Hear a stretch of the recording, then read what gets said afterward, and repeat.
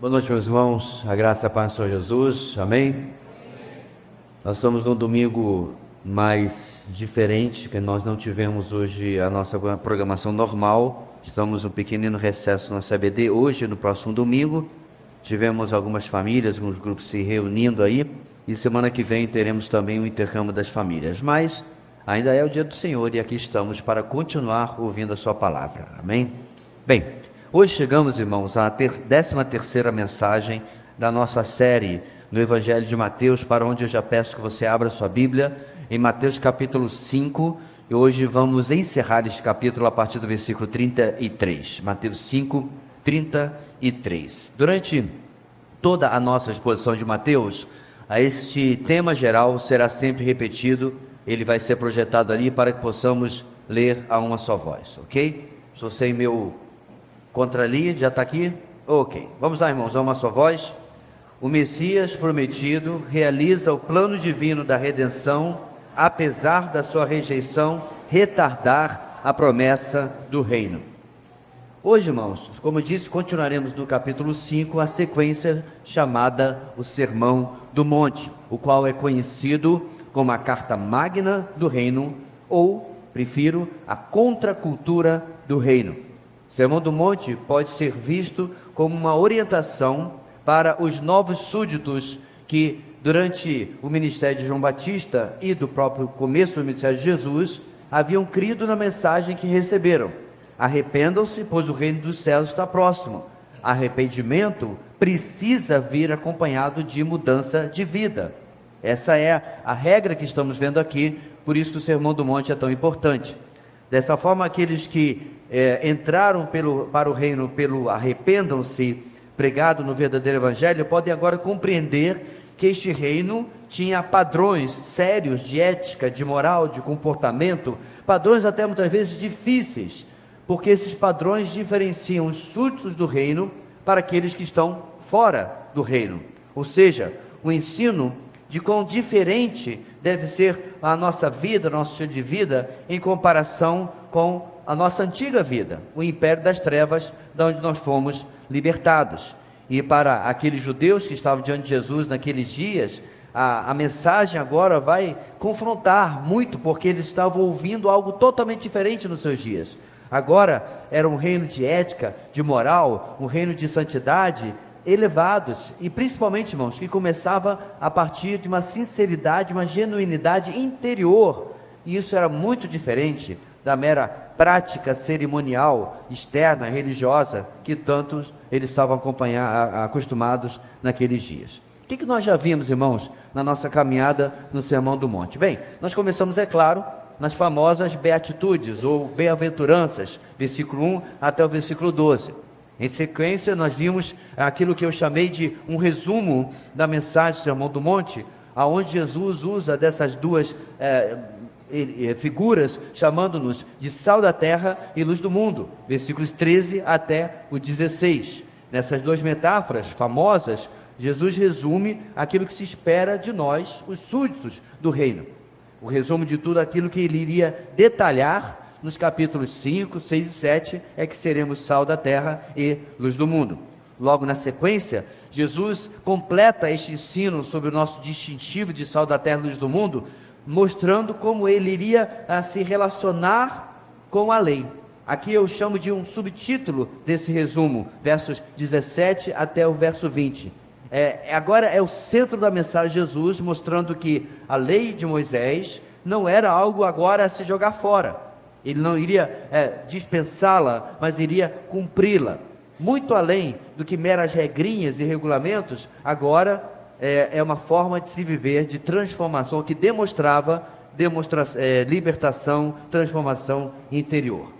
A partir desse ponto, começamos a ver nas questões abordadas por Jesus, como que, primeiro, essas regras permanecem, quer sejam elas de ética ou moral, elas refletem a santidade de Deus. Mas segundo, veremos, porém, como elas são mais complexas do que apenas cumpri-las, do que apenas vivê-las de maneira exterior, mas sim algo que produz ou mostra uma transformação interior. Na semana passada, Jesus falou de homicídio, quando nós simplesmente nos iramos. Jesus falou sobre adultério, quando nós apenas, entre aspas, desejamos na mente. E ele falou como divórcio, como algo não banal, como era tratado naqueles dias, mas como algo muito sério.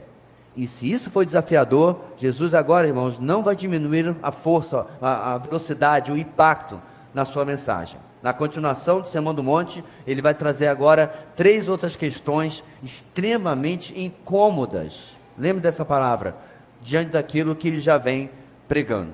Vamos para o nosso texto?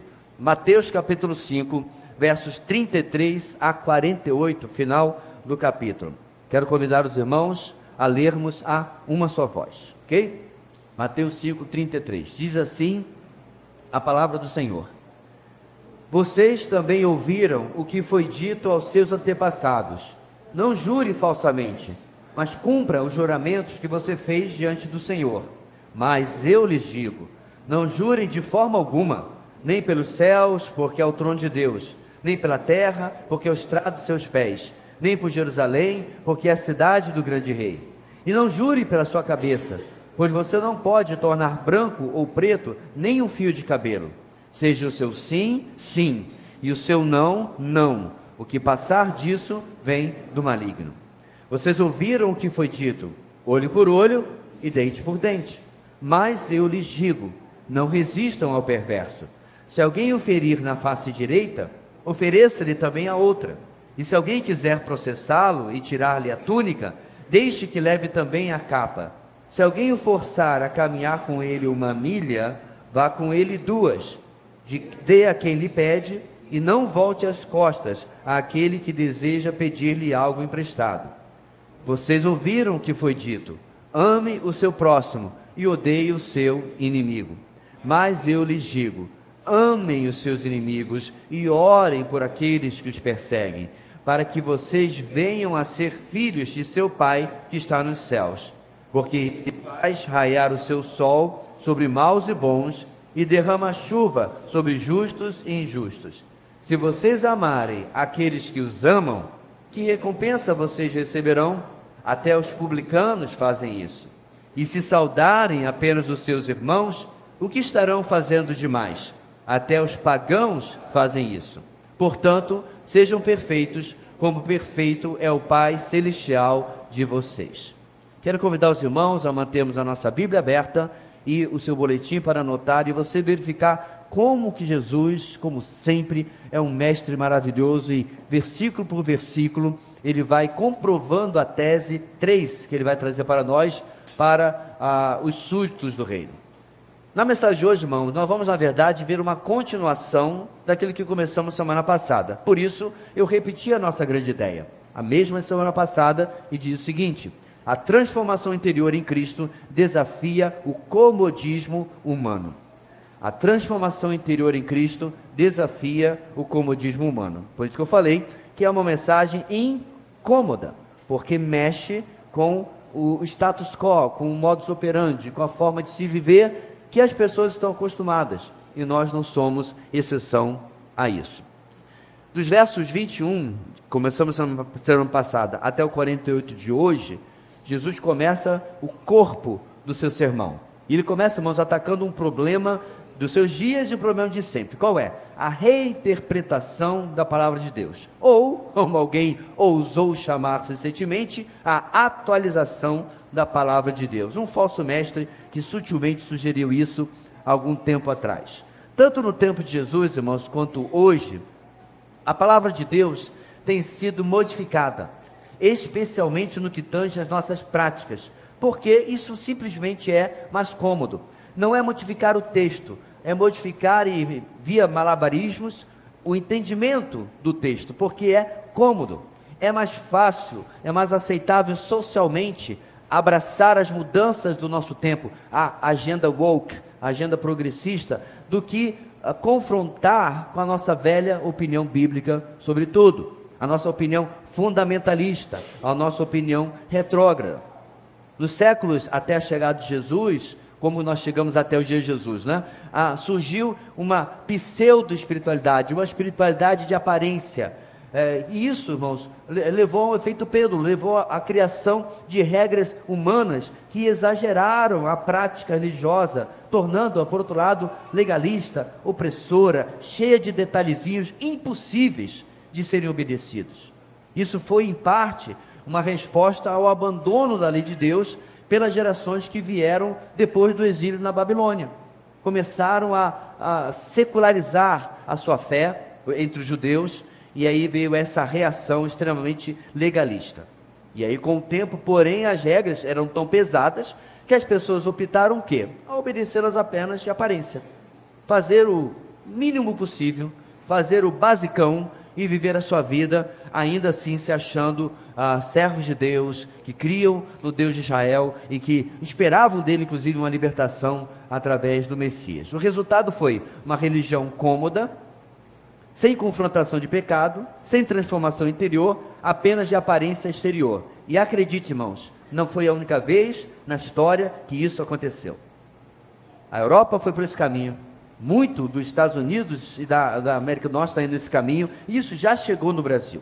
A religião de domingo, a religião domingueira, é um problema real, que acontece também no nosso país. E quem sabe, é algo do qual eu e você precisamos ser curados numa noite como hoje.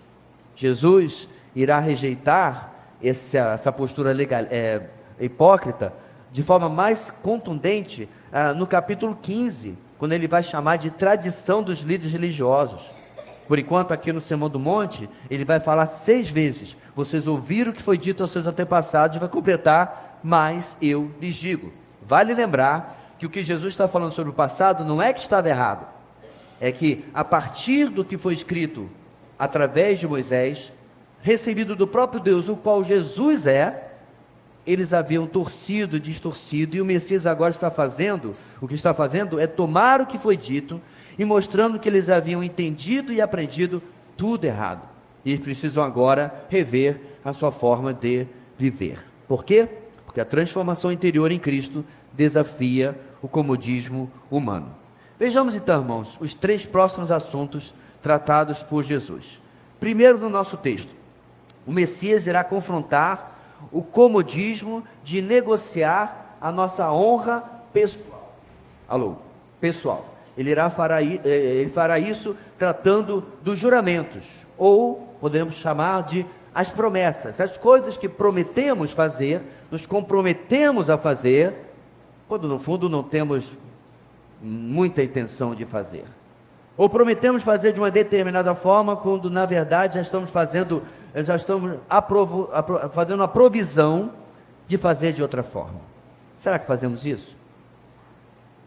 Será que fazemos juramentos, promessas esvaziadas de qualquer intenção real de cumprimento? É o que a palavra de Deus vai tratar isso. Em primeiro lugar, o padrão divino sobre a honra supera o padrão humano. Versos 33 a 37. O padrão divino sobre a honra supera o padrão humano. Como nos textos anteriores, Jesus começa usando a fórmula de comparação. Já vimos isso já no verso 33. 2 vezes antes, Jesus usou esta fórmula citando os 10 mandamentos. Dessa vez, Jesus recorre diretamente ao corpo maior da lei de Moisés. Ele vai a Levítico capítulo 19, versículo 12. E lá nós lemos o seguinte: não jurem falsamente pelo meu nome, profanando assim o nome do seu Deus. Eu sou o Senhor. O nome de Deus, irmãos, para dar aqui a você um entendimento de que quando eles ouviram isso, quando ouviram que Jesus estava falando, eles tremeram na base, porque o nome de Deus é extremamente respeitado entre os judeus. Eu tenho certeza que muitos aqui devem lembrar, se não todos, da história de que quando eles estavam fazendo uma cópia das escrituras, certo? Está aqui o livro de Isaías, estavam copiando para um novo papiro, um novo pergaminho. Eles tinham o costume de, toda vez que aparecia o nome de Deus, pegar uma caneta nova. Eu não sei, meus irmãos, eu não tenho como dizer se essa história é verdadeira ou não, mas essa história expressa bem a reverência que fez inclusive que a pronúncia exata do nome de Deus se perdesse com o tempo. Com o tempo, posteriormente, eles pegaram as vogais da palavra Adonai, que significa Senhor, pegaram essas vogais e colocaram nas 4 consoantes, no tetragrama, certo? Do nome de Deus, e devido às regras de ortografia, surgiu uma palavra que nós pronunciamos como Yahweh. Você lembra que eu já usei essa palavra inúmeras vezes? De Yahweh vem a palavra portuguesa Yahvé ou Jeová. Mas não há absolutamente nenhuma forma de nós sabermos qual era o nome original de Deus. O nome que, por exemplo, Moisés ouviu em Êxodo capítulo 3, porque ele se perdeu com o tempo. Esse respeito, irmãos, ele continua hoje. Os judeus não usam essa nova fórmula Yahweh nas suas conversas.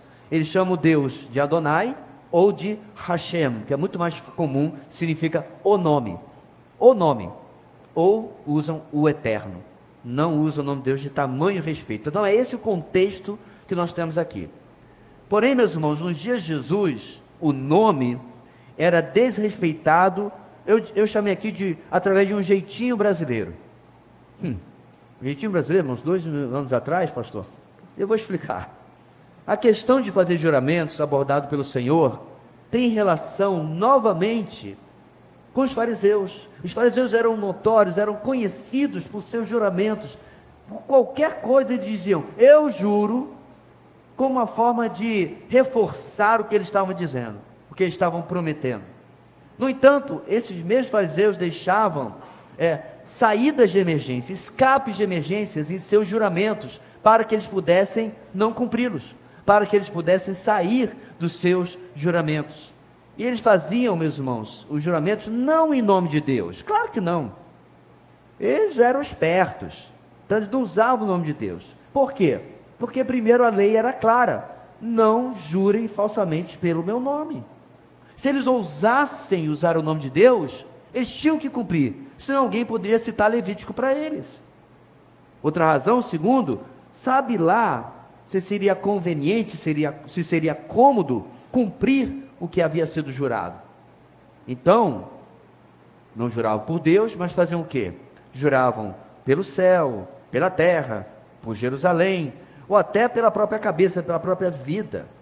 Dessa forma, eles poderiam argumentar que, como o próprio nome de Deus não foi usado, não estava envolvido, os seus juramentos, as suas promessas, não eram realmente obrigatórios, não eram tão sérios assim. Aí eu lembrei, meus irmãos, que isso é quase tão ridículo como aquilo que a gente fazia quando era criança.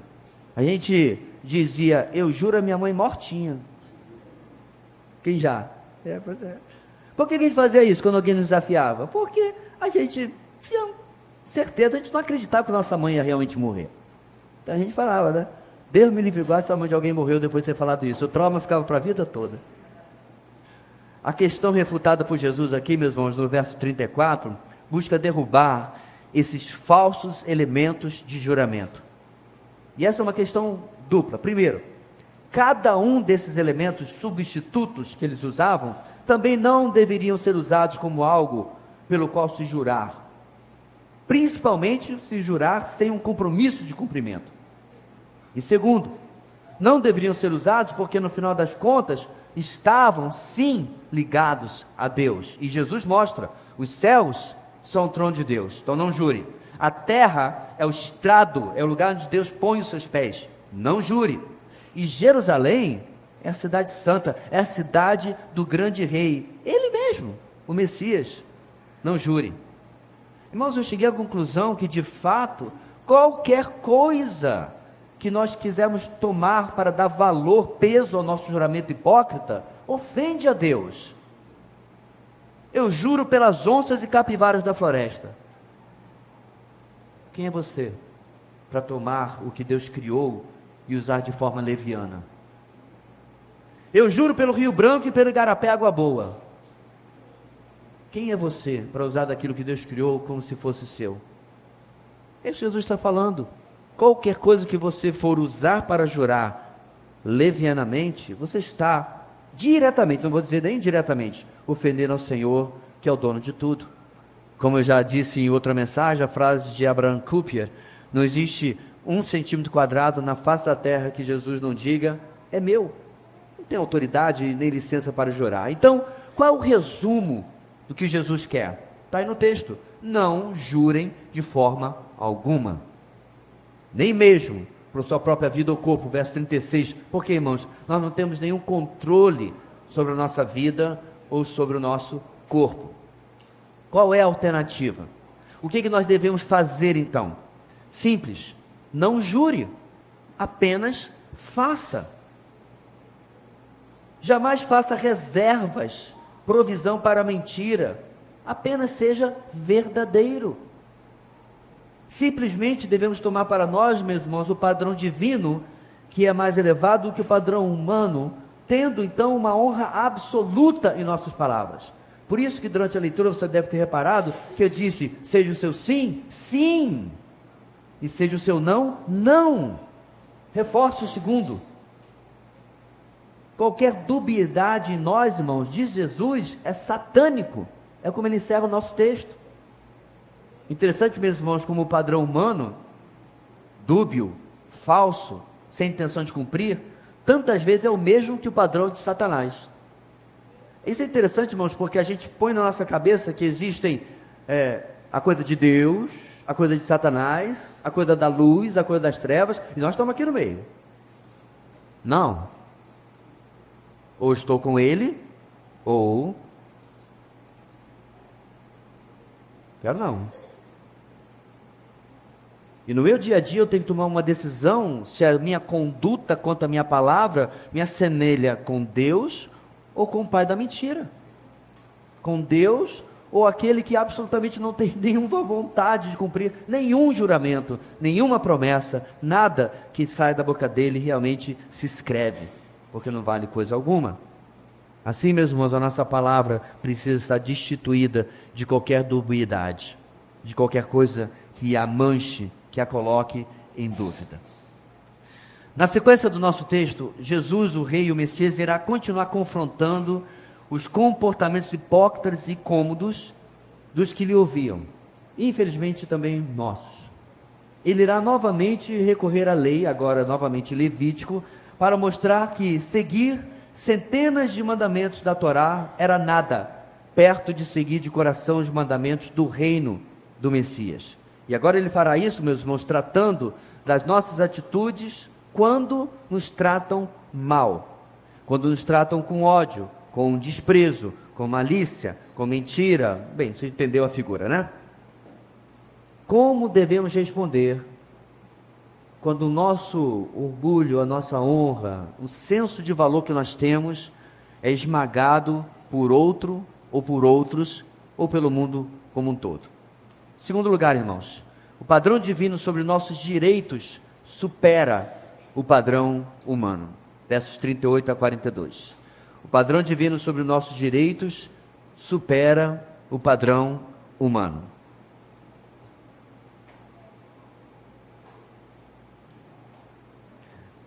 Há uma frase, meus irmãos, ou um ditado, que diz o seguinte: olho por olho e o mundo inteiro termina cego.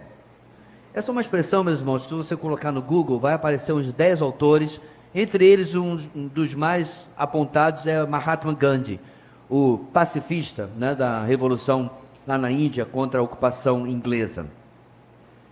Essa frase, frequentemente atribuída a ele, é usada como uma crítica à lei citada por Jesus no verso 38.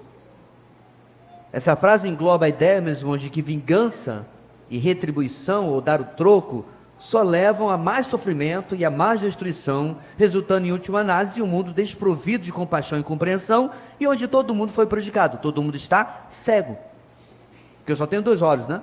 Então, você furou o meu, aí eu furo o seu, aí furo o meu outro, furo o outro, está todo mundo cego. Essa é a ideia por trás, e chegamos a lugar nenhum. Embora a lei em questão, citada por Jesus aqui, irmãos, visasse limitar a retaliação excessiva, garantindo que as punições fossem proporcionais ao crime, a citação de Gandhi, eu não sei, destaca o potencial de escalada e perpetuação da violência. Em outras palavras, a citação está nos lembrando que somos pecadores e que tendemos a não deixar as coisas para lá. Você me dá um tapa, eu dou outro, você me dá um soco, eu devolvo o soco, e daqui a pouco a gente está os dois na UTI. Essa é a ideia que ele está tentando combater aqui.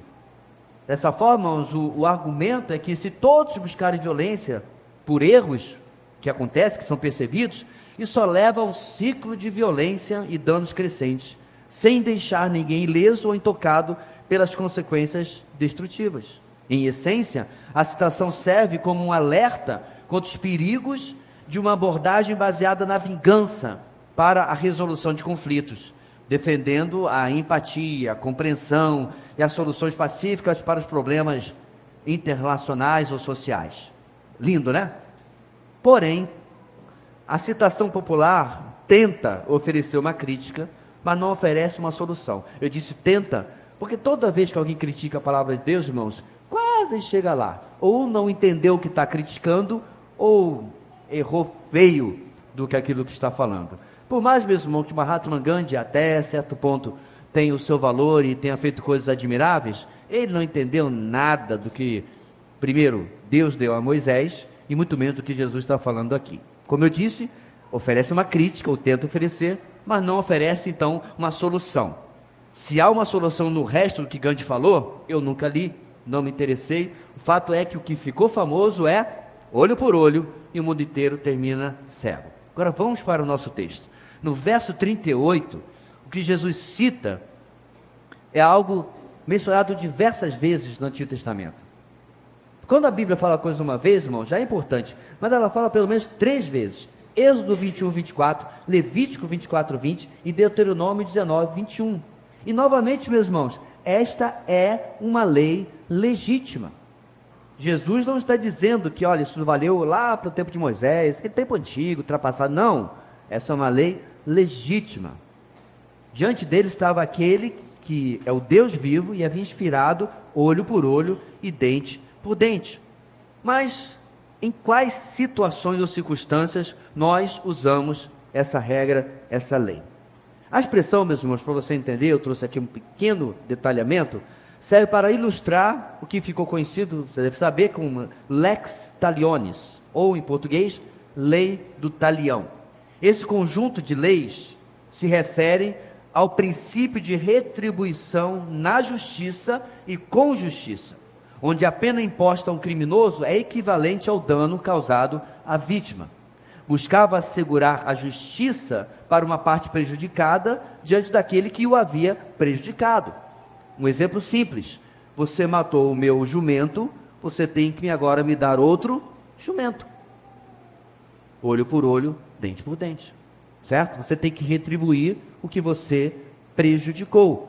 Aliás, essa expressão lex talionis significa lei tal qual a mesma natureza, ou da mesma forma, ou seja, uma coisa equivalente. Assim, o inocente era protegido e o culpado não era responsabilizado além do que era justo, certo? Mas dentro da lei. E aí, irmãos, porém, a partir do verso 39, Jesus confronta o mau uso de algo que havia sido dado de maneira perfeita através de Moisés. Por que mau uso? Primeiro, perceba bem, irmãos, como é importante a gente entender isso.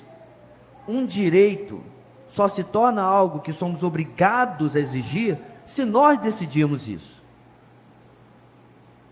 Jamais a lei vai atrás de você dizendo assim: olha, você tem que ir atrás dos seus direitos. É você que toma a iniciativa. Alguém bateu no seu carro, o policial, na ocorrência, vai perguntar o quê? O senhor quer fazer a ocorrência, quer fazer o BO, o senhor vai dar parte, você vai entrar na justiça? É sua escolha. Ele não vai fazer por você. Você foi prejudicado e ele vai dar a você a opção de ir ou não atrás do seu direito. Temos direito a algo, mas não somos obrigados a exigir tal direito. É uma escolha. Segundo, um direito para ser direito, um direito para ser justo, exige, irmãos, para nós, uma atitude interior correta. Não basta ser o que está na letra da lei. Para nós que somos súditos do reino, eu preciso ter no meu coração uma atitude correta. Se um direito é exigido por motivação de vingança, raiva ou ódio, esse direito se torna algo pecaminoso em minha vida. E como Jesus exemplifica esse mal feito? propondo atitudes completamente contrárias à nossa natureza humana, ao nosso padrão humano, atitudes que irão julgar se a minha atitude interior está correta ou não. Então veja bem, meus irmãos, essa é uma área muito prática da nossa vida. Talvez essa semana você tenha se envolvido, vamos dar novamente o exemplo, em um acidente de trânsito, certo? E aí deu lá R$3.000, aí você levou 3 orçamentos, é isso que a gente faz, 3 orçamentos para o meliante, né? O camarada lá, o responsável que bateu no seu carro. Aí ele fala assim, vou pagar não, você estava na preferencial, mas não quero saber, vá atrás dos seus direitos. Aí você sai de lá espumando, você sai de lá soltando marimbondo, né? Cuspindo marimbondo, sai de lá bravo, furioso. Está lembrando alguma coisa da mensagem da semana passada já? Você viu só, irmãos? Campo minado é o nosso coração. E é isso que nós estamos vendo aqui. Qual vai ser a minha atitude interior diante de direitos que eu posso ou não exigir? Porque bem na contramão de tudo isso, irmãos, o rei apresenta um padrão maior do que o padrão humano. Ele o faz, irmãos, usando 4 ilustrações, em que sempre a lição central é a seguinte: 2 pontos, preste atenção: sofra a perda, pois a humildade e o altruísmo são as marcas do homem justo, as marcas do súdito do reino. Sofra a perda. Não é algo fácil, irmãos, quer seja na área financeira, quer seja na área de honra, quer seja na área de razão, quer seja de qualquer área. Levar desaforo para casa, se você não entendeu bem, não é fácil. Os antigos falavam: rosto que mamãe beijou, vagabundo nenhum põe a mão. Falava assim. Se apanhar na rua e não bater, vai chegar em casa, vai apanhar também. Quantos pais já falaram isso antigamente? Não leve desaforo para casa. Então vamos lá? Aperte o cinto. Não é porque o piloto sumiu, não. O piloto está pegando pesado, está fazendo acrobacia em força G10 aqui.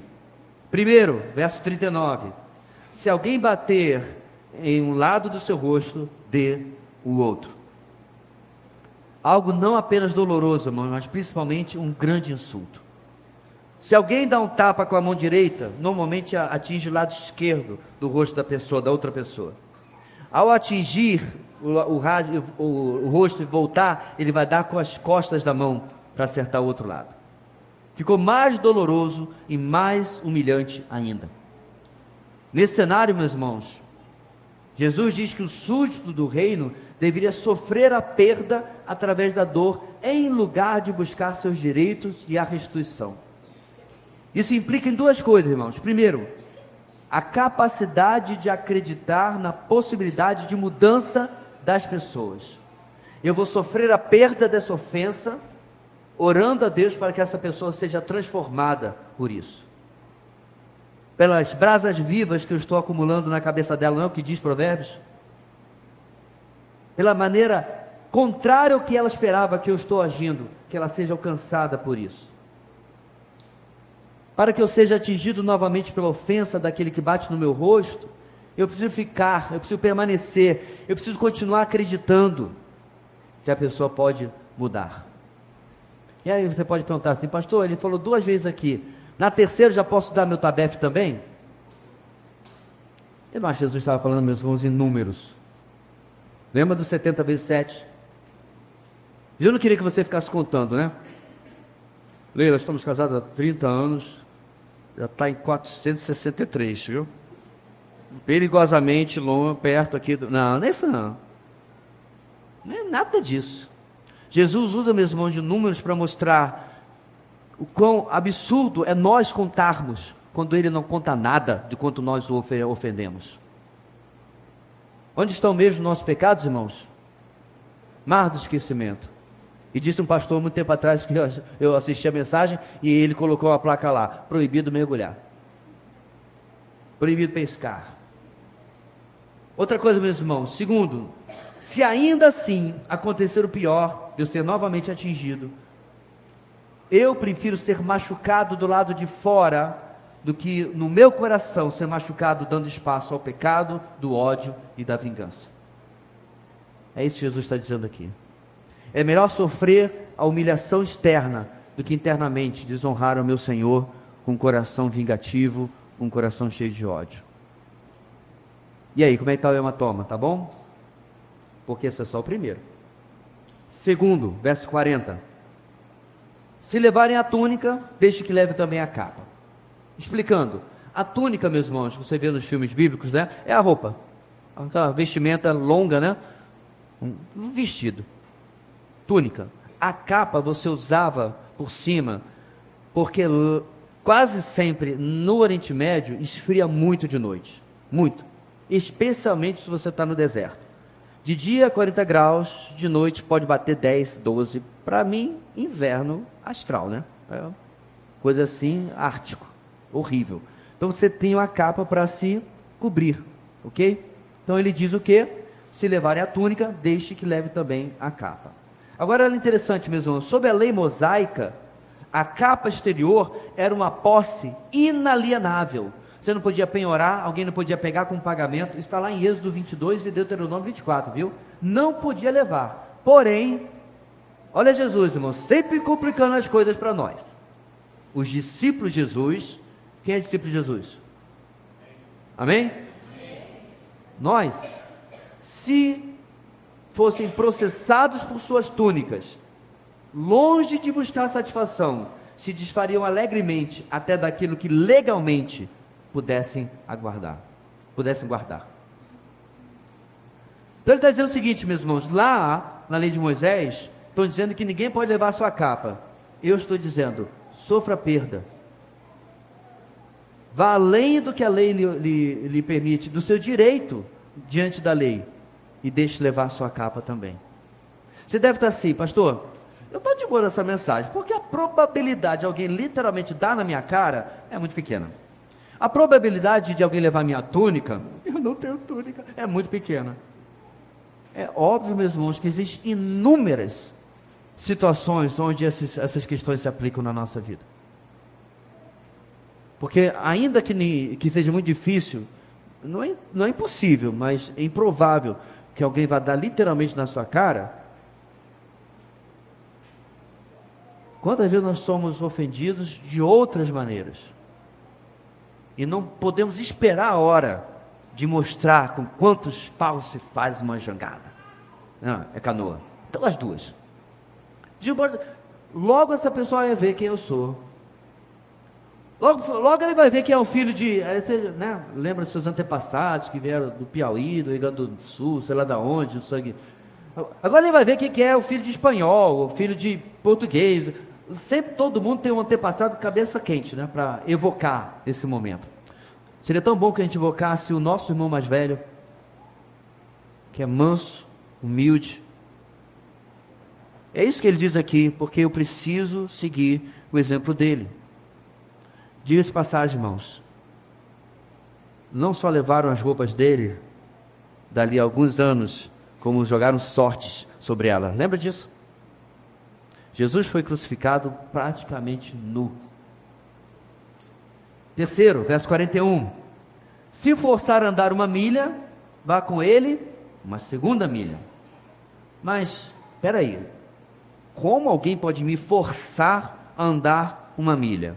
Você não, mas naquele tempo, bem, Jesus provavelmente aqui escandalizou grandemente as multidões. Pois aqui, meus irmãos, Jesus está se referindo à prática romana. Roma dominava a Judéia daqueles tempos, né? Não existe Palestina, existia Judeia, certo?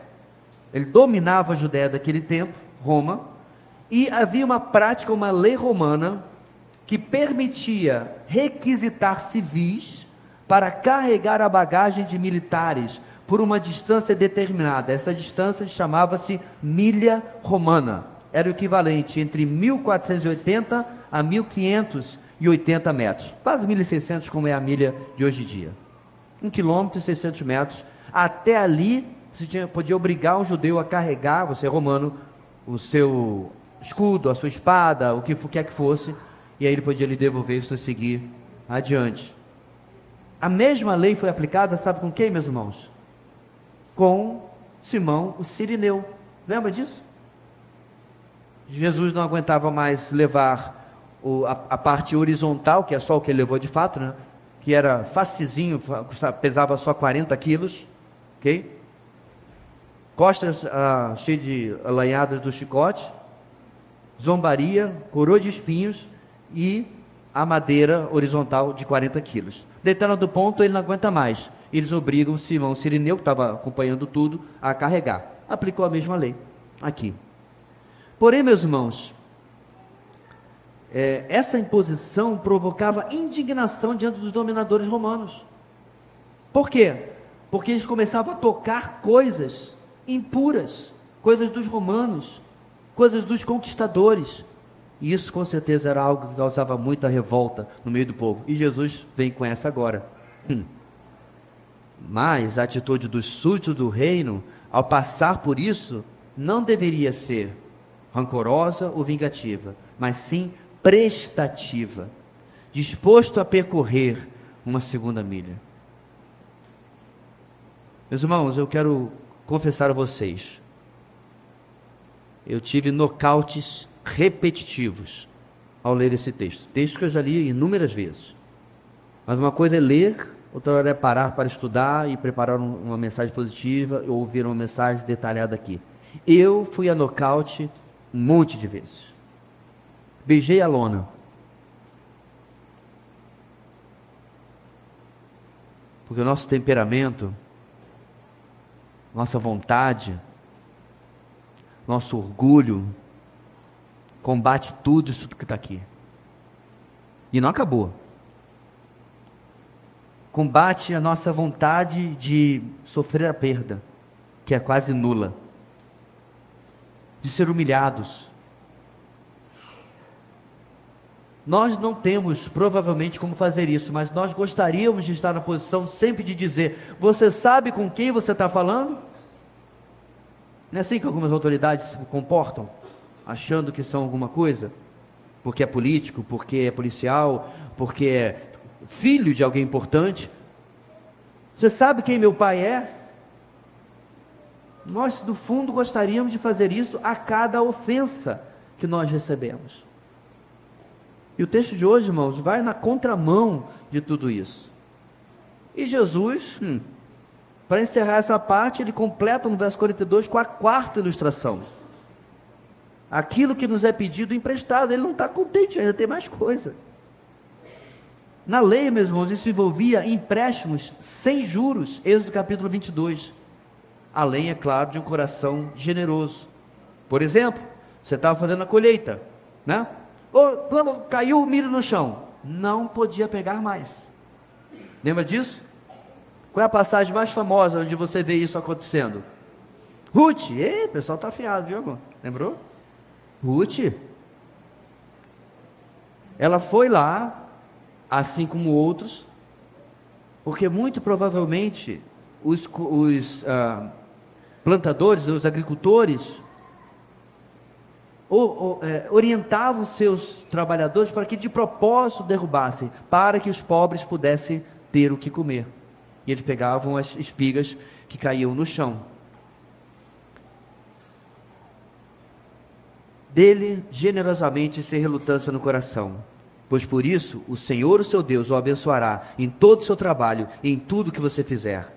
Sempre haverá pobres na terra, portanto eu lhe ordeno que abra o coração para o seu irmão israelita, tanto para o pobre como para o necessitado de sua terra. Deuteronômio capítulo 15, versículos 10 e 11. A lei era perfeita, irmãos, atendia a necessidade de um e a necessidade do outro, porque frequentemente, irmãos, nós somos assolados pela ansiedade diante dos nossos bens, diante do nosso dinheiro. Quando exatamente isso nos é requisitado, nos é pedido, é fácil entender a dificuldade, a confrontação, e percebemos a nossa reação, dizendo: mas e se eu der e me faltar? E se eu der e eu não tiver depois? E aí a lei e o próprio Senhor mostram que essa não deve ser a nossa atitude. Os versos 38 a 42, irmãos, toda esse contexto, essa perícope, trata da atitude do coração e confronta com um padrão de justiça superior. Na questão do tapa no rosto e da túnica levada, a pessoa podia ir legalmente atrás dos seus direitos, mas nada havia o que fazer diante da opressão romana da milha imposta, e na quarta, nenhum dano que possa levar à retaliação foi causado com alguém que apenas me pediu emprestado. Ou seja, em todas essas situações, não importa se está na lei, ou se você pode sair dela ou não, se você pode evitar. Nosso dever de casa hoje, meus irmãos, é dizer: como está o meu coração? Eu tenho um coração doador, eu tenho um coração humilde, eu tenho um coração generoso, eu tenho um coração disposto a sofrer a perda, ou não? Não há coluna do meio, irmãos. Não, assim, pois é, pastor, eu queria muito esse padrão divino, mas eu não estou conseguindo, mas quem sou eu, né? Todo mundo. Não, irmãos, Jesus está dizendo, ou eu estou nesse padrão divino, ou eu estou no padrão humano, que é um padrão das trevas. E é isso, meus irmãos, que me trouxe profunda preocupação nesta semana. Compartilhei com o meu grupo de vida como um homem todo errado no meio da rua, e eu tentando passar ali perto da feira do produtor, eu tentando passar na rua e ele não saía, deu uma buzinada e estava no meio da rua, está ali a calçada de um lado, a calçada do outro, e o camarada desfilando. Depois de passar por cima dele, estou brincando, calma. E aí eu contornei, né, o resto de rua que ele se dignou a me deixar, e ele começou a vociferar e a gesticular, elogiando a senhora minha mãe e tal. A raiva que eu senti, meus irmãos, 3 dias depois da mensagem da semana passada, é impressionante. Eu fui incapaz de virar para ele e dizer: meu Senhor, se acalme, Deus te abençoe. Tão bonito, né? Fique tranquilo, Deus te abençoe, rapaz. Estou apenas mostrando, você está na rua, tem a calçada ali, tem a calçada aqui. Tinha um caminhão, né, no feira do produtor ali parada. O resto de rua que ele me deixou, mal dá para ele continuar desfilando e eu passar. Mas não, irmãos, a gente não gosta dessa alternativa. Por quê? Às vezes já foram para casa, o rosto está vermelho, o pé está doendo da milha, e assim por diante.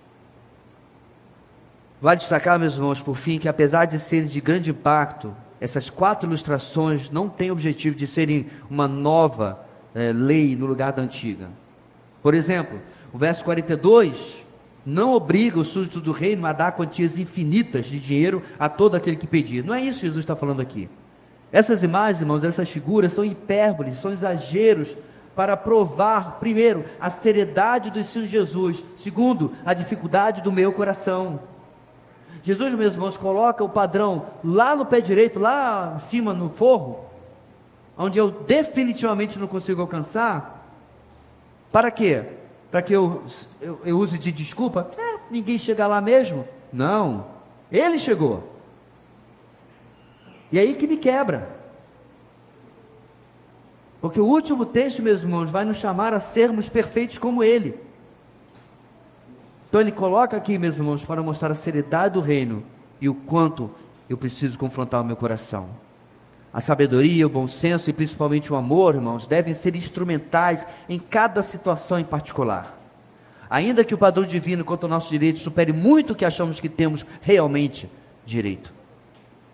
Nós precisamos nos voltar para ele e entender que a justiça dele, que o padrão dele é melhor do que o nosso, ainda que saiamos com o nosso orgulho ferido daquela situação. Te prepara. Essa semana alguém vai desfilar na rua na sua frente. Pode ser no trabalho, pode ser na família, pode ser no casamento. Alguém será instrumento de Deus para testar se a gente só gosta de exposição bíblica porque é bonitinha ou porque ela de fato revela o nosso coração. Você está pensando que eu vou orar para a gente ir embora? Olha para a tua Bíblia. Ele deixou o mais difícil para o final. 3. O padrão divino sobre o amor ao próximo supera o padrão humano? Você já ia soltar o cinto de segurança, né? Aperta mais. Porque mais uma vez, meus irmãos, começamos na fórmula já utilizada nas duas partes anteriores da nossa mensagem, e Jesus diz: vocês ouviram o que foi dito. Desta vez, porém, temos um problema. Jesus não está se referindo a nenhuma passagem do Antigo Testamento. Ame o seu próximo, irmãos, que é a primeira parte, claro, nós podemos encontrar no Antigo Testamento, por exemplo, Levítico 19, 18, certo? Não procure vingança, nem guarde rancor contra alguém do seu povo, mas ame cada um o seu próximo como a si mesmo. Eu sou o Senhor. Porém, a segunda parte, odeie o seu inimigo, não aparece em lugar nenhum. Dessa feita, então, meus irmãos, Jesus não está citando diretamente o texto do Antigo Testamento. Na verdade, irmãos, sobre o ódio às pessoas, não temos nada, mas temos o ódio para contra o mal. Salmo 97, Amós capítulo 5. Devemos odiar as manifestações do mal, as manifestações do pecado, da injustiça, da corrupção, mas não as pessoas. Nós podemos orar, meus irmãos, de maneira, pedir que Deus exerça a sua justiça sobre o mal que as pessoas fazem, não sobre elas, como a palavra de Deus nos instrui então. Ou seja, Jesus aqui está se referindo a um ensino não de Moisés, mas ao ensino distorcido que o povo havia recebido por parte dos mestres da lei. Eles haviam ensinado o povo que deviam odiar os inimigos de Israel, inclusive foram ensinados que isso já era uma manifestação da ira de Deus contra os inimigos de Israel, o seu ódio. Obviamente, meus irmãos, tal pensamento não possui nenhum eco nas escrituras do Antigo Testamento. Vou dar um exemplo pelo menos. Eu confesso que eu vou me fugir à memória aqui se era Elias ou Eliseu. Elias, né? Ele manda cegar todo o exército inimigo. Lembra? Os montes estavam tomados pelos exércitos do Senhor. Aí lá vinha o exército arameu, se eu não me engano, e eles ficam todos cegos, procurando a porta da cidade e tal. E aí o pessoal da cidade, judeu, fala que: meu Senhor, bora agora passar régua, estão cegos. E aí Elias, tenho quase certeza que era ele, dá uma lição de moral neles. Não, os traz para a cidade, alimenta, cuida e manda de volta para o seu Senhor. Rapaz, como este profeta era crente, meu amigo, e que contraste com o resto do povo, que só queria o quê? Odiar os seus inimigos. Jesus então, meus irmãos, passa a corrigir de forma bastante incômoda para os judeus daqueles dias, e eu preciso admitir, para mim e para você hoje também, esse ensino tão ruim. Jesus simplesmente afirma no verso 44 que o mandamento de amor ao próximo se estende aos nossos inimigos, ao ponto que devemos orar por eles, mesmo que eles estejam nos perseguindo. Se isso é algo difícil para nós no Brasil, irmãos, pensa nos irmãos lá na Nigéria, debaixo do Boko Haram. Pastor, queremos que o senhor faça uma conferência aqui na Nigéria. Joia, vou lá, que bênção. Vou mandar passagem, pastor. Irmãos, eu vou para a Nigéria, feliz da vida. Aí eu recebo o texto, Mateus capítulo 5, eu já começo a tremer nas bases. Aí lá na carta, ou no e-mail de convite, diz: o irmão vai pregar lá no Mateus 5, 43 e 48. Irmãos, eu confesso, eu vou fingir lesão e vou dizer: não vai dar para ir não, viu? Porque eu não tenho cara de chegar perto dos irmãos que perderam casa, família, filhos, tudo queimado, decapitado e outras coisas, e dizer o quê? Ame e ore pelos seus inimigos. Sabe por que eu não tenho cara, meus irmãos? Não porque eles não tenham que fazer isso, é porque eu não consigo, pelo menos não 100% das vezes. É claro que eventualmente, irmãos, Deus ia ganhar essa disputa e você ia me ver num avião indo para a Nigéria, porque manda quem pode e obedece quem tem juízo, mas não seria uma tarefa fácil. Outra simplicidade, meus irmãos, que impressiona esse texto é a explicação no verso 45 do porquê devemos amar e orar pelos nossos inimigos. Primeiro, isso evidencia o nosso DNA divino, isto é, que Deus é de fato o nosso Pai. Como os filhos podem ter uma atitude de ódio, uma natureza de ódio, quando o nosso pai não tem? Mesmo aqueles que rejeitam e até amaldiçoam a Deus, meus irmãos, não são intrinsecamente odiados por Deus. Deus odeia o pecado e o pecador que o comete, mas ainda assim, e ainda que seja difícil para a mente humana, Ele ama a todas as suas criaturas, até as rebeldes. Isso se comprova na segunda razão, ainda no verso 45, Ele cuida até das criaturas rebeldes. Porque se todo mundo que rejeita Deus fosse alvo do seu ódio, eles sentiriam. Com certeza eles sentiriam. Porém, meu irmão, Jesus não terminou. Como um boxeador que não para enquanto o adversário não está na lona, aí vem mais um golpe nos versos 46 e 47. Amar a quem nos ama é algo que o mais hipócrita dos publicanos também faz. Mesmo apenas ser cordial ao ponto de saudar os irmãos é algo que os pagãos mais pecadores e idólatras também fazem. Então, que mérito há nisso? Que vantagem há nisso? Então, perceba, meus irmãos, existem, sim, na nossa sociedade hoje, um monte de incrédulos que são pessoas corretas, que são bons maridos, boas esposas, que são gente honesta. Eu já conheci vários, gente que teve boa criação, gente que, se for necessário, volta para devolver 10 centavos que recebeu errado no troco. Então Jesus está falando, que vantagem tem vocês serem assim, se aqueles que estão lá fora têm um padrão que você está achando que é alto demais, que não consegue atingir, que não é para você.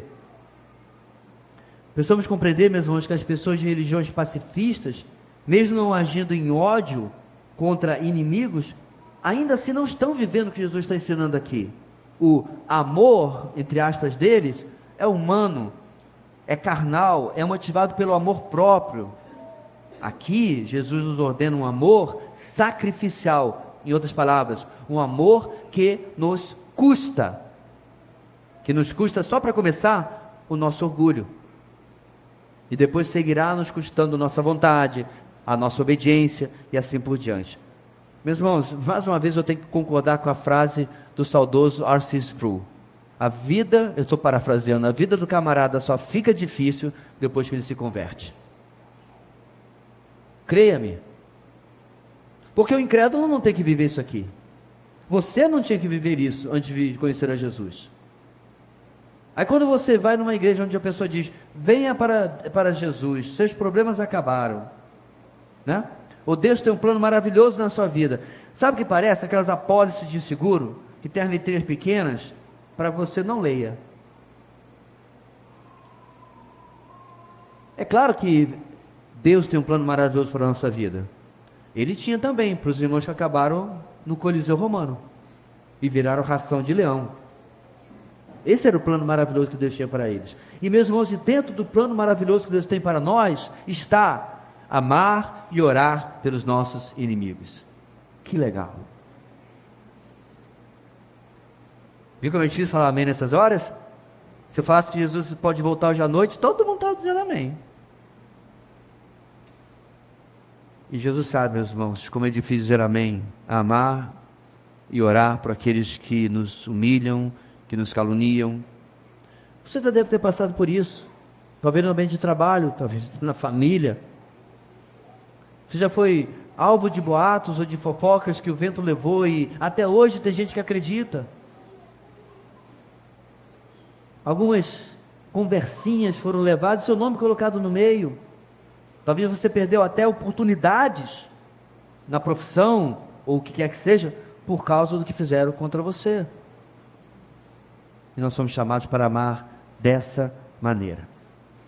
Por fim, irmãos, o verso 48 é a conclusão das conclusões de tudo que nós vimos na semana passada e hoje, verso 45 até agora. Bom, desculpe, 21 até agora. Qual é a conclusão, meus irmãos? Se não sairmos do nosso comodismo, que escolhe o que fazer e o que não fazer, em que obedecer e em que não obedecer, a quem amar e a quem não amar. Se não sairmos do comodismo de sermos apenas humanos, e não sermos os filhos do Deus vivo, será que há alguma real transformação em nós? Será que alguma coisa de fato mudou em nós? Ou apenas o meu nome entrou no hall de membros da igreja local? Tal coisa é tão séria, meus irmãos, que Paulo adverte em suas cartas, se eu não me engano, pelo menos 2 vezes: verifiquem se vocês realmente estão na fé.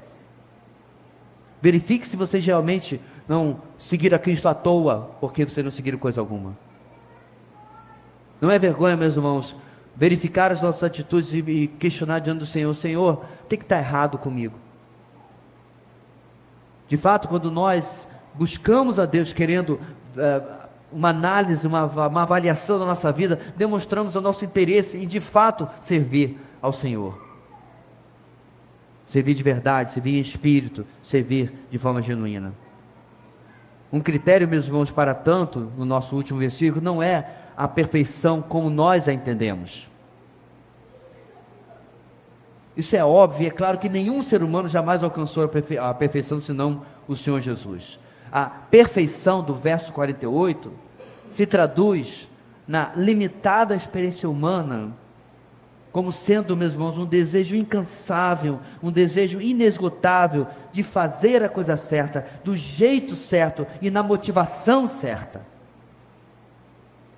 Sabemos, meus irmãos, o que fazer com a nossa ira, com a nossa lascívia, com a nossa palavra de honra, com os nossos direitos, e em resumo, com o amor que nós recebemos de Deus.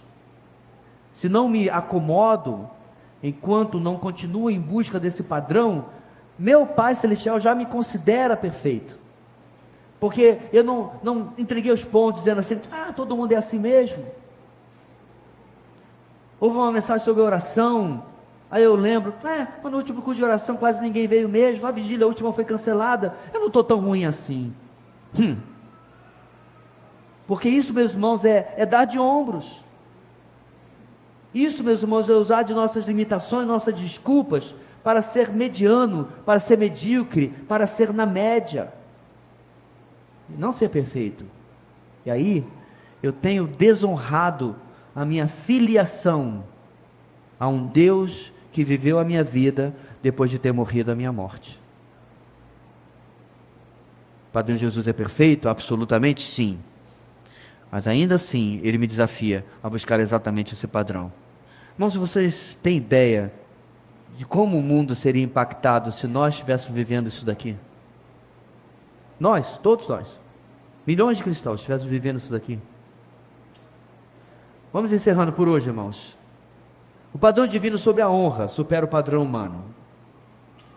Mentiras brancas, meias verdades, promessas vazias. Quanto disso temos permitido em nosso dia a dia e às vezes até em nosso estilo de vida? Até rimos. Quem conta um conto, acrescenta um ponto. Deveria ser para os outros, não para nós. Tenho, não faleceu, eu já contei essa história em algumas situações, um irmão nosso, que ele é o único vendedor hiper sincero do seu próprio carro usado. Normalmente quando eu vendo um carro, aí a pessoa pergunta: o carro tem algum problema? Aí eu dou a ficha. Esse meu amigo, já é um senhor de idade hoje, ele não esperava. Ele dizia: tá aí o carro, a quinta marcha não funciona, o rádio não está legal, olha, ele está vazando água do radiador e 3 tanques e um litro de óleo. Ele já dava a ficha.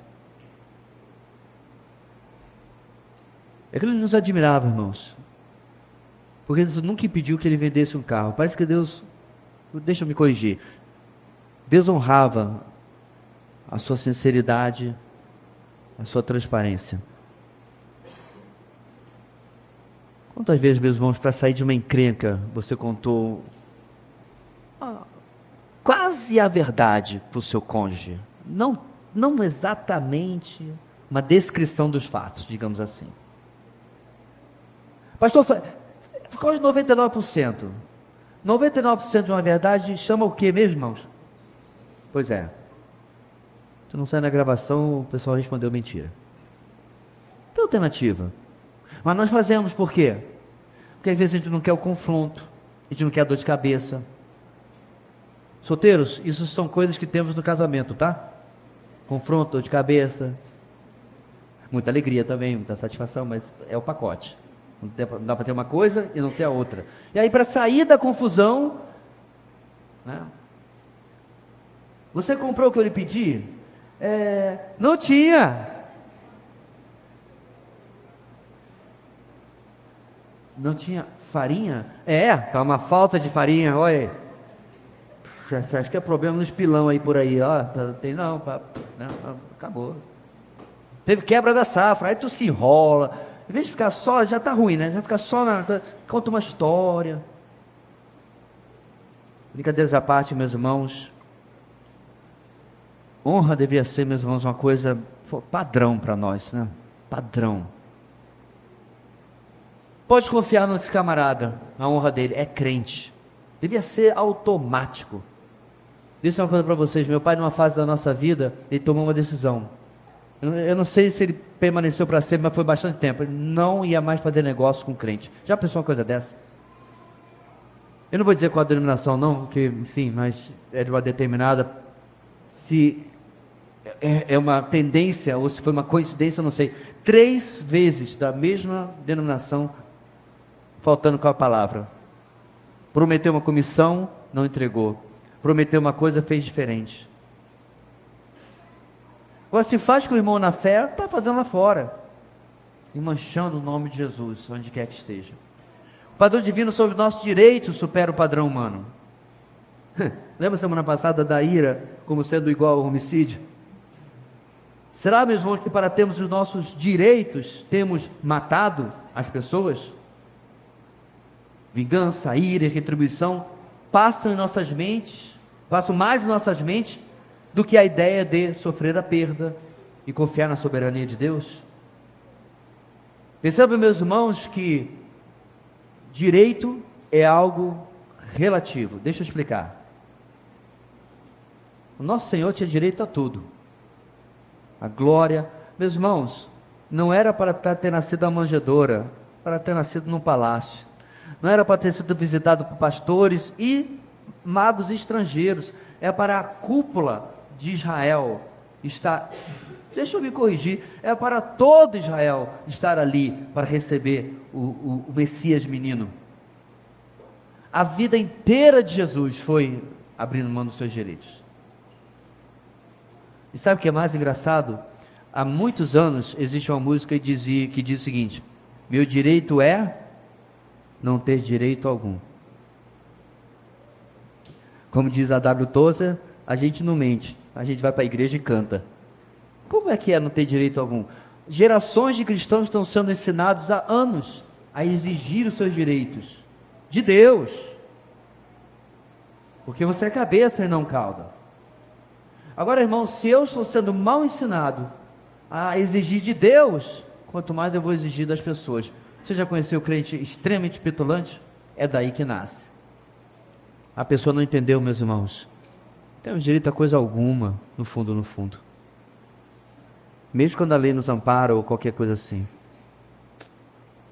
Porque o nosso Senhor, que tinha todos os direitos, abriu mão deles. E finalmente o padrão divino sobre o amor ao próximo supera o padrão humano. E gostaria de encerrar, meus irmãos, pedindo que cada um de nós, que você pense, lembre de alguém que lhe causou muitos males, que lhe causou muito prejuízo. Qual a sua atitude para com essa pessoa? Se ela for qualquer atitude for, a não ser amor, graça, misericórdia, deixa eu lhe dar meus parabéns. Você empatou ou perdeu dos fariseus dos dias de Jesus? Empatou ou perdeu daqueles cujo padrão o Senhor termina dizendo: seja maior do que deles. Então, durante esta semana, pense nessas pessoas. Talvez sejam pessoas que inclusive precisam muito da sua graça, da sua misericórdia, pregando o evangelho para elas. Porque transformação interior em Cristo desafia o meu e o seu comodismo humano. Que Deus nos ajude. Vamos orar. Deus querido, realmente, ó Deus, nessas duas mensagens nós vemos o nosso coração tão exposto, tão revelado, como feito uma autópsia de um coração que tem morrido no orgulho, abraçado aos seus direitos, abraçado à ira, e que tem faltado com o amor que o Senhor coloca aqui nesse texto. Ajuda-nos, ó Deus, a não apenas não fazer o mal que as pessoas podem, na nossa mente, merecer diante daquilo que fizeram, mas agirmos intencionalmente para o bem. Orar, agir, doar, servir. Ajuda-nos, ó Deus, esta semana a vivermos aquilo que acabamos de ouvir e buscarmos a perfeição tão perfeitamente exemplificada na pessoa do nosso Senhor e Salvador. Em nome dele que nós oramos. Amém e amém.